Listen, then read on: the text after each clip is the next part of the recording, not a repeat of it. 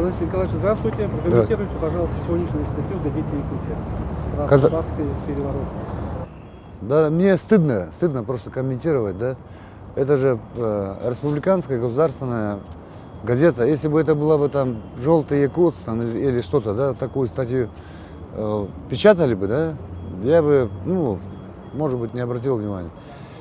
Но государственная, когда это вот этот показатель того, что до чего мы дожили, да, республиканская газета, которая финансируется за счет бюджета, то есть за счет нас, да, пишет такую грязную, ну, я не знаю, обвиняют меня в том, что я против государственности республики.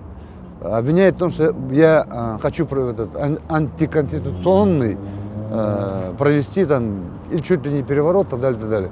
Это то же самое напоминает, когда в 2008 году начинали против меня преследования, выходили в федеральных каналах, да, что я китайский шпион, что я хочу Россию оторвать от Якутии, там, так далее, так далее. Да. Но это просто идет, так сказать, запутывание людей, да.